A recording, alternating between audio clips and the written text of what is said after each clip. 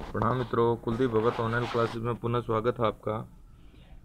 आज अपन बात कर रहे हैं रीट लेवल सेकंड विषय एसएसटी और टॉपिक है मुगल कालीन धार्मिक स्थिति। देखिए, पहला प्रश्न है, बाबर का सूफी मत के किस सिलसिले से संबंध था? तो किस सिलसिले से संबंध था? नक्शबंदी सिलसिले से संबंध था, यानी संप्रदाय से संबंध था। इम्पोर्टेंट प्रश्न है, ध्यान में रखना है। बाबर द्वारा भारत में लड़े गए 2 युद्धों का नाम बताइए जिसमें उसने जिहाद का नारा दिया व गाजी की उपाधि धारण की। तो ये है खानवा और चंदेरी का युद्ध। 3 नंबर का प्रश्न है, अकबर की धार्मिक नीति के बारे में असत्य कथन है, ये आपको बताना है। तो धार्मिक नीति के बारे में जो असत्य कथन है वो देखेंगे। 3 नंबर का प्रश्न इसमें दूसरा है, दिल्ली में अकबर ने 1575 में एक इबादत खाने का निर्माण करवाया था। दिल्ली में नहीं, आगरा में करवाया गया था। तो ये कथन गलत है इसका। अब देखिए 4 नंबर का प्रश्न है, मजहर के बारे में सत्य कथन है, ये देखना आपको। तो मजहर के बारे में सत्य कथन है, ये मजहर में अकबर को अमीर उल मोमिनीन कहा गया। दूसरा ऑप्शन है, स्मिथ थाउलजले हेग ने मजहर को अचूक आज्ञा पत्र कहा, यानी दोनों सही हैं। अब देखेंगे 5 नंबर का प्रश्न, दीन ए इलाही के संदर्भ में कथन है। तो दीन ए इलाही के संदर्भ में उपयुक्त सभी कथन है, ये सत्य हैं। तो देखिए, अकबर ने 1582 में सभी धर्मों के सामंजस्य के लिए व राष्ट्रीय धर्म की स्थापना के लिए तौहीद ए इलाही या दीन ए इलाही नामक नया धर्म है, ये चलाया था। नेक्स्ट है 2 नंबर का, दीन ए इलाही सर्वेश्वरवादी विचारधारा पर आधारित था। 3 नंबर का है, दीन ए इलाही का प्रधान पुरोहित अबुल फजल था। हिंदू में केवल राजा बिरबल ने ही इसे स्वीकार किया और दीन ए इलाही के अनुयायियों की संख्या केवल 18 थी। तो उपयुक्त सभी कथन सही हैं। दीन ए इलाही में किस दिन दीक्षा दी जाती थी? तो दीन ए इलाही में किस दिन दीक्षा दी जाती थी? ये है आपका 3 नंबर का, एतवार या रविवार को दी जाती थी। 3 नंबर का ऑप्शन सही है। 7 नंबर का क्वेश्चन देखिए, दीन इलाही में 4 चरण थे, इसमें से कौन सा शामिल नहीं था? तो इसमें है कर्म शामिल नहीं था। अब देखिए 8 नंबर का प्रश्न है, किस विद्वान के अनुसार दीन इलाही अकबर की मूर्खता का प्रतीक था, बुद्धिमानी का नहीं? तो ये है 8 नंबर में है विसेंट स्मिथ। 9 नंबर का प्रश्न है, अकबर की धार्मिक नीति के संदर्भ में सत्य कथन है। तो देखिए, अकबर ने 1563 में प्रयाग और बनारस में लगने वाले तीर्थ यात्रा को समाप्त कर दिया। अकबर ने गो हत्या पर प्रतिबंध लगा दिया।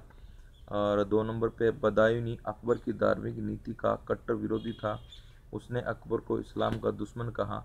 और नक्शबंदी सिलसिले के शेख अहमद सरहिंदी ने अकबर के उदारवादी धार्मिक नीतियों का विरोध किया।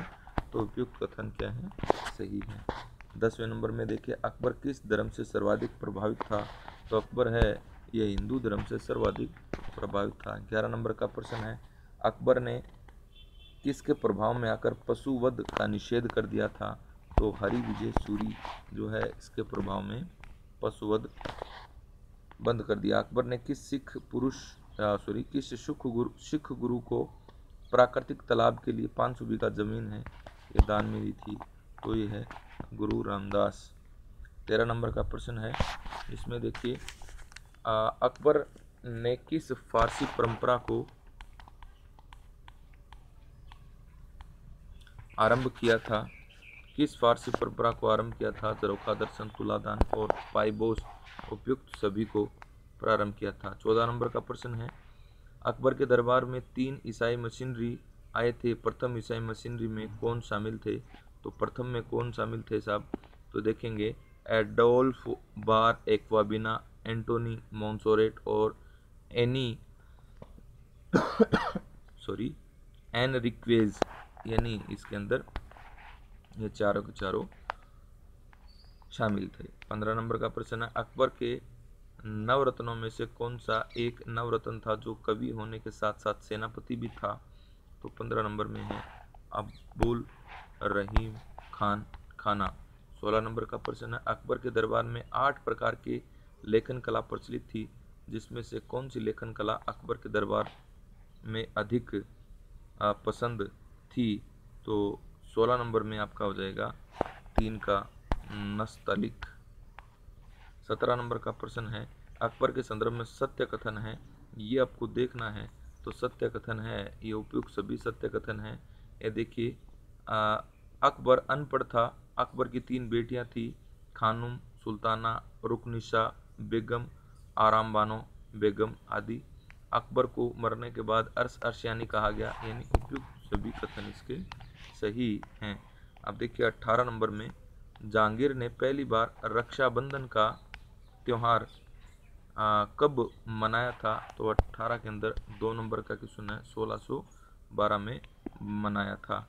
अब देखिए, जहांगीर की धार्मिक कट्टरता के उदाहरण में सत्य कथन नहीं है, तो आपका हो जाएगा ये चौथे नंबर का ऑप्शन है, जहांगीर बौद्ध धर्म से सबसे अधिक प्रभावित था, तो ये सत्य नहीं है साहब।